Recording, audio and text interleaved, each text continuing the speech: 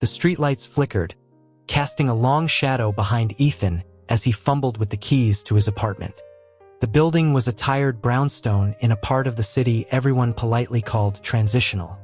For him, it was simply affordable.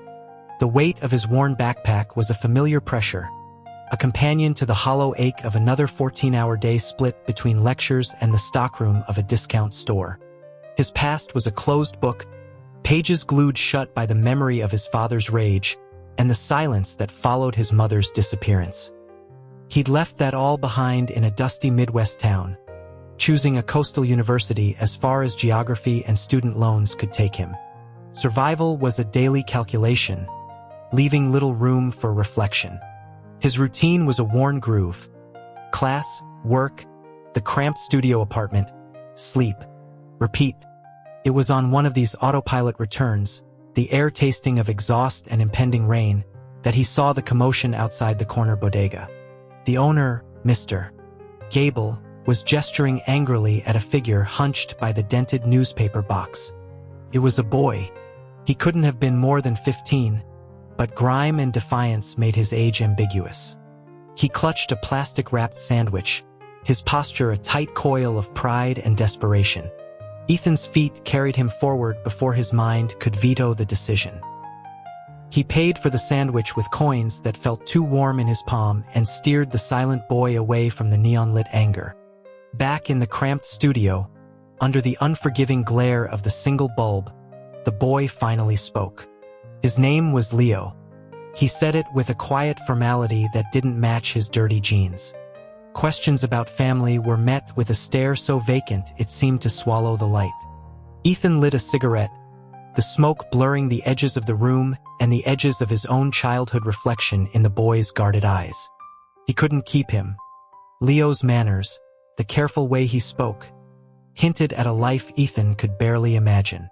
He made calls, asked around the community center, but every lead felt wrong.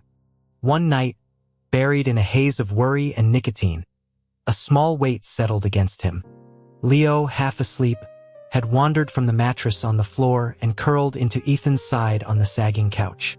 His whisper was a raw, fragile thing in the dark. "Don't make me go." That was that.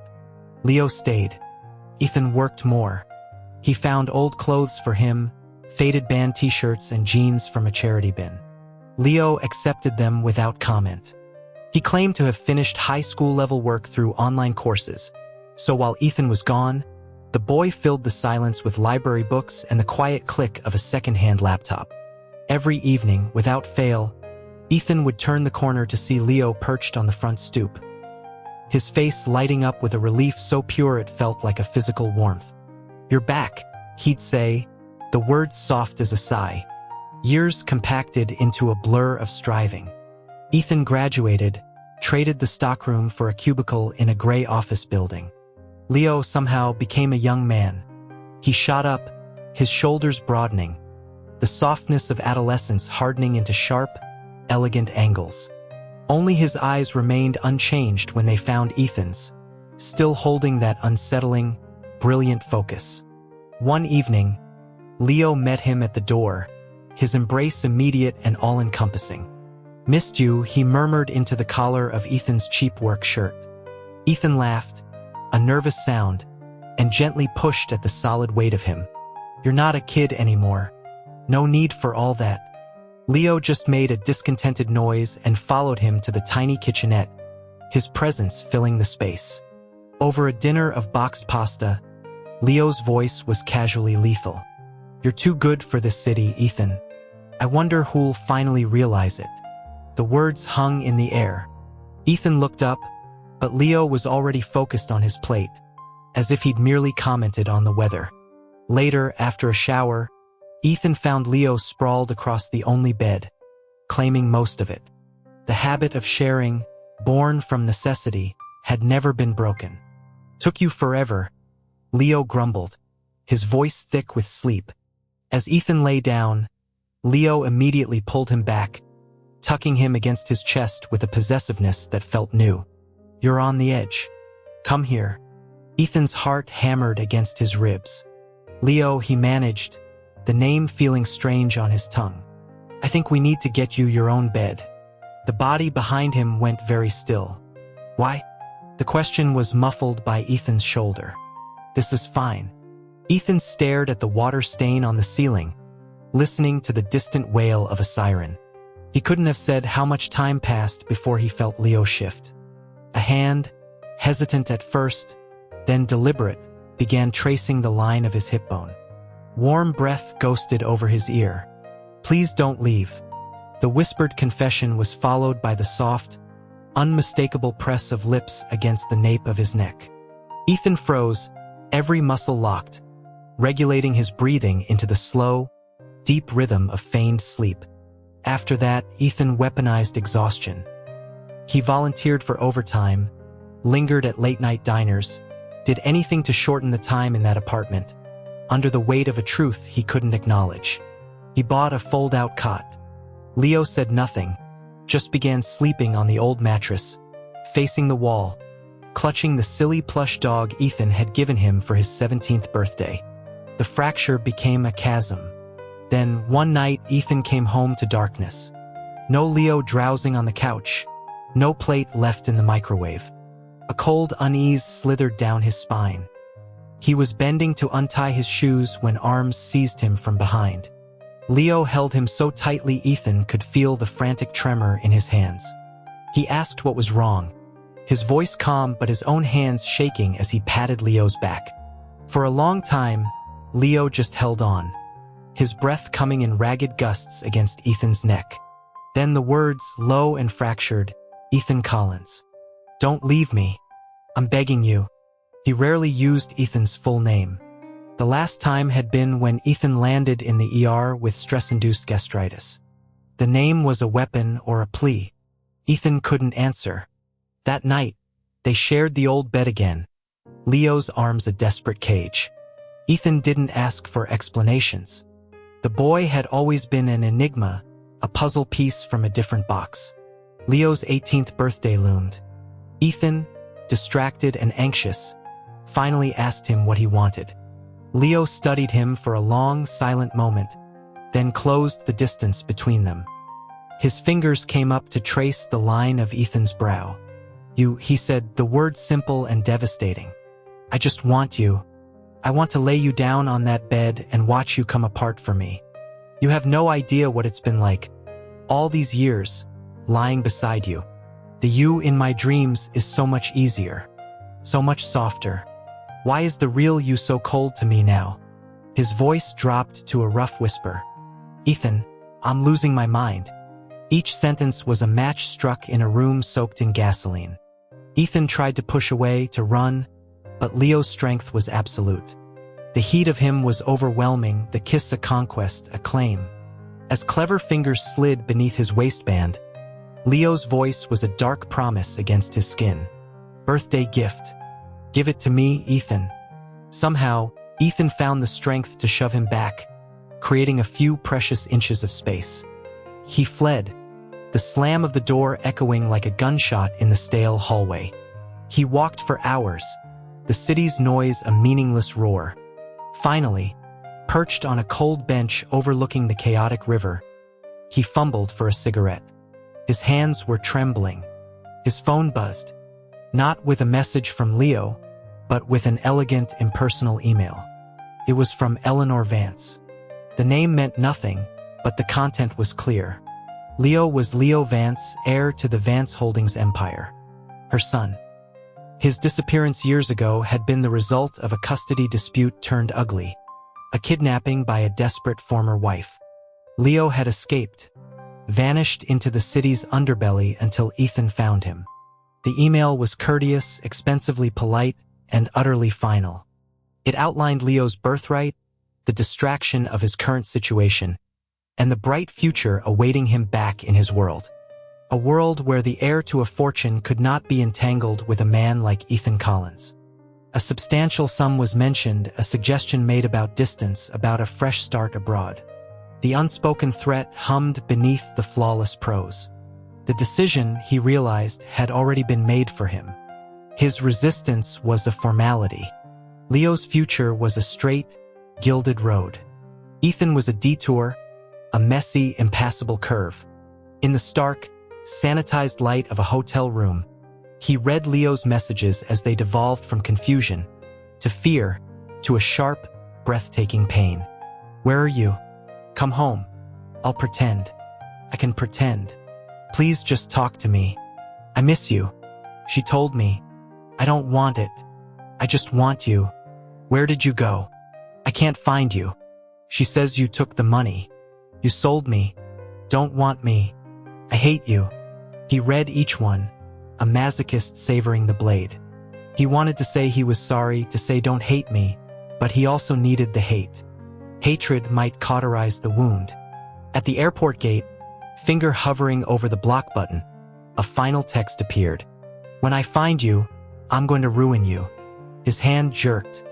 The message vanished not into blocked oblivion, but into deletion. Clean, absolute severance. The English countryside was supposed to be a palate cleanser. He rented a cottage with ivy climbing its stone walls, learned the names of the birds in his overgrown garden. He met people at the local pub, tried to sketch the rolling hills.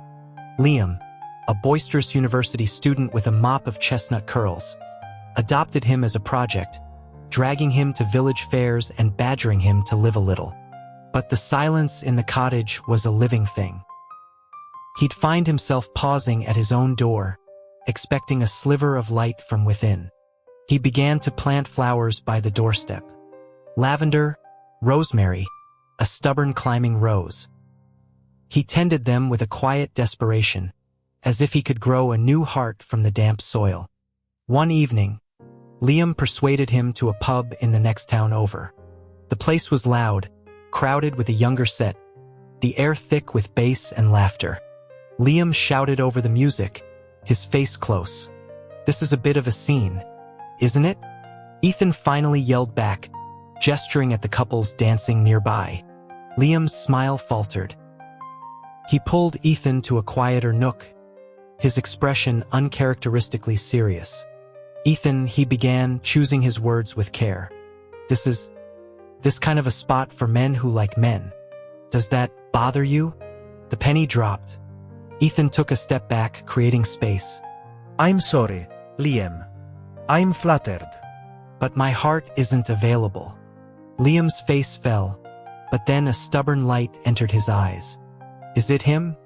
The guy on your phone? I know who he is. Leo Vance. He's engaged, Ethan, to some heiress. The society pages are full of it. He's getting married. You have to let him go. The words were physical blows. Engaged. Married. The carefully constructed piece of the last few years shattered, leaving behind a jagged, familiar agony. He mumbled an apology and left Liam standing there. Back at the cottage, he stood before his thriving garden, but all he saw was ashes. He went inside, numb, and collapsed on the bed. His hand struck the lump under his pillow, the plush dog, smuggled out in his duffel bag 5 years ago. He hurled it across the room, watching it hit the wall with a soft, pathetic thud. One floppy ear poked out from under the dresser. He stared at it for a long time before crawling over, retrieving it, and pressing his face into its faded fur. Liar, he whispered. You said you only wanted me. He fell into a fitful sleep, dreams haunted by Leo's accusing eyes and then, cruelly, by a vision of him at an altar, bestowing a tender, devastating kiss on a beautiful, faceless woman. He woke late, his body heavy with grief. Ignoring Liam's messages, he deleted the contact. He was brushing his teeth at the sink, staring blankly out the window, when he noticed it. A swath of his lavender was crushed, as if someone had fallen into it. He spat out toothpaste and ran outside. There, lying amidst the bruised purple stalks, was Leo. He was unconscious, reeking of expensive whiskey and despair. He was broader, harder, a man carved from marble and shadow. Ethan dragged him inside, his mind reeling. What was he doing here? Was this some cruel, final taunt? He was in the kitchen, mechanically making tea he wouldn't drink, when a voice, rough with sleep and something darker, spoke from the doorway. Ethan. 5 years. A pause that vibrated with tension.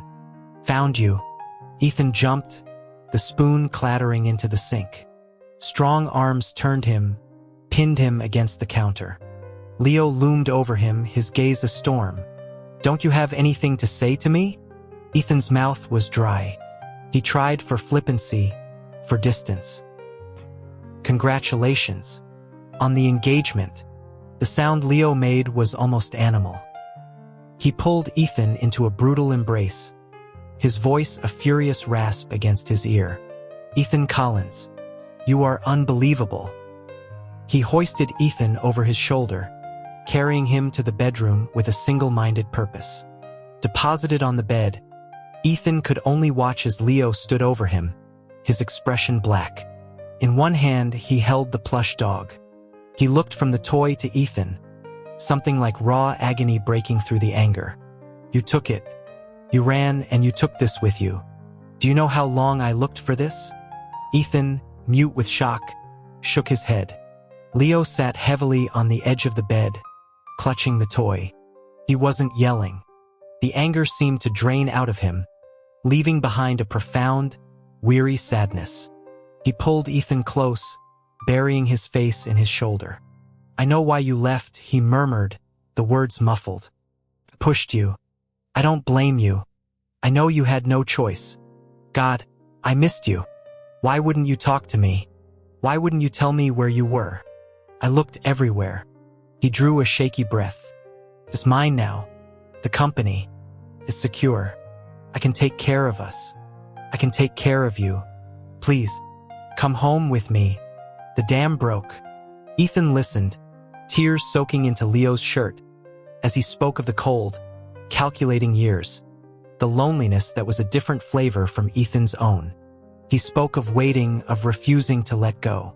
Finally, he pulled a ring from his pocket, a simple, elegant band, and slid it onto Ethan's finger, matching the one on his own. Mine, he stated, his voice firming. You're mine now. No more running. Ethan, hiccuping, reached for the dog to wipe his face.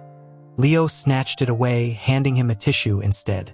A weak, wet laugh escaped Ethan. He turned, trying to grab the toy back, but Leo held it aloft. In reaching, Ethan stumbled into him, their bodies aligning. He left his hands on Leo's shoulders. Leo's eyes darkened. He tossed the toy aside.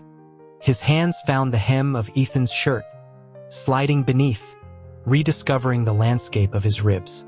Do you remember? He asked, his voice a low rumble against Ethan's throat. What I said I wanted for my birthday. His mouth found Ethan's earlobe, his kiss a brand. The world tilted. Ethan was on his back, the worn quilt under him. Leo pulled Ethan's shirt up, draping the hem over his lower face. Hold that, he instructed, a wicked glint in his eye. The plush dog was tucked under the small of Ethan's back, a ridiculous, tender anchor. Later, as sensations threatened to short-circuit his mind, Leo pulled him up, forcing eye contact amidst the frantic rhythm. Well, he breathed, his own control fraying. Do you remember now? He spoke of home. They booked a flight for the next evening. As they left the cottage for the last time, Liam was waiting by the gate, a bouquet of lavender and rosemary in his hands. His smile was sad but genuine. Ethan, I heard you leaving. I'm happy for you. Really. I'm sorry about before. Leo materialized at Ethan's side, an arm snaking possessively around his waist. He didn't need to look to know the expression on Leo's face. Liam glanced between them, then pointed a thumb at the flattened patch in the garden. For the flowers. No ulterior motive. Ethan took the bouquet from Leo's rigid grip. He gave Liam a brief, firm hug. Thank you for everything. But it's better this way. Inside, Leo was slumped by the entryway, the picture of dejection. I saw you, he muttered. At that bar. With the curly-haired kid. I thought you'd moved on. I drank a bottle of something terrible. Just wanted to see your window one more time before I didn't mean to crush your plants. Ethan felt a laugh bubble up, soft and incredulous. He went outside, plucked a few perfect, surviving sprigs of lavender, and brought them to Leo. "Lavender," he said, placing them in his hand. "It means devotion, promise to return." The flight back was a blur. The city rose to meet them, a forest of glass and steel. A sleek car took them not to some penthouse, but to a familiar, shabby block. Leo led him up the worn stairs to their old studio. The moment the door clicked shut, Leo pressed him against it, his body humming with a desperate energy. "My gift," he whispered. "I'd like to collect it now." He was relentless, claiming every inch of the tiny apartment over 3 dizzying days, as if he could rewrite the past 5 years through touch alone. Exhausted, sated, and utterly claimed, Ethan finally thought, maybe I did create a monster. A beautiful, possessive monster. Eventually, Leo took him to his real home, a stunning, modern house in the hills. But when Ethan stepped inside, his breath caught. The furniture was different, grander, but the layout, the colors, the feeling, it was a spectral echo of their studio, blown up to a breathtaking scale. "I rebuilt our home," Leo said simply, coming up behind him, nuzzling his neck. "I just didn't have you to put in it." Ethan stayed. Leo worked from home as much as possible, often rushing back from the office only to retreat to his study after Ethan fell asleep. Ethan saw the fatigue in his eyes, the underlying fear that he might vanish again. "This isn't sustainable," Ethan said one morning. "You need to go to the office." Leo shook his head, clinging like a child. "No, I'm not leaving you." An idea sparked. "Mr. Vance," Ethan said, a playful lilt in his voice. "Need a personal assistant?" Leo's eyes lit up. He tumbled them onto the bed. "Ethan Collins, P. I like the sound of that. I don't need an assistant. I need you." So Ethan went to Vance Holdings. Leo installed a desk for him in the corner of his vast, minimalist office. The whispers in the elevators and break rooms were a low, constant hum. Who is he? How'd he get that job? Must be sleeping with the boss. Ethan heard the fragments, the judgment. He suggested moving to a cubicle. Leo refused. The next day, he escorted Ethan through the lobby with a hand firmly on the small of his back. That evening, he took the entire executive floor to a dinner at an impossibly expensive restaurant. Standing at the head of the table, his glass raised, his gaze found Ethan's. "Everyone, this is Ethan Collins. My partner. My future." He said it with a CEO's certainty and a boy's hopeful pride. After that, they didn't hide. They arrived together, left together. One afternoon, Leo was held up in a final meeting and asked Ethan to bring the car around from the underground garage. The concrete space was cold and echoingly empty. A hand, grimy and strong, closed around his ankle. He knew that grip. A chill, older and deeper than any he'd felt in years, paralyzed him. The voice that followed was a graveled nightmare from his past. "Done well for yourself, Frank." His father. He was leaning against a concrete pillar, missing 2 fingers, his face a roadmap of hard living and harder substances. "Ran a long way," Frank slurred, pushing himself up. "Took me a while to track you down." Ethan wrenched his foot away. "We have no relationship. You lost any claim to that." Frank's eyes, bloodshot and furious, widened. "No claim? I'm your blood." He lunged, stumbled, and fell to his knees. "Money. I need money. For the pain. You owe me." A cold detachment settled over Ethan. He looked down at the pathetic figure, a lifetime of fear condensing into a single, clear point of contempt. "I owe you nothing." The kick he delivered to Frank's shoulder wasn't powerful, but it was final. Leo was there then, his arrival silent and immediate. He pulled Ethan into his arms, his large hands a steadying warmth on Ethan's back. "I've got you," he murmured over and over. "I've got you now." He handled it. The next time Ethan saw Frank, it was through a reinforced window in a high-security facility. Frank was strapped to a bed, twitching and mumbling, a victim of his own demons. Ethan watched for a moment, then turned away. Leo was waiting in the hallway, watching him with careful, worried eyes. Ethan walked to him and wrapped his arms tightly around his waist, burying his face in the crisp cotton of his shirt. The sterile hallway smell was replaced by Leo's familiar scent of cedar and clean skin. "Leo," he said, his voice clear and sure in the quiet corridor. "Yes? Marry me,"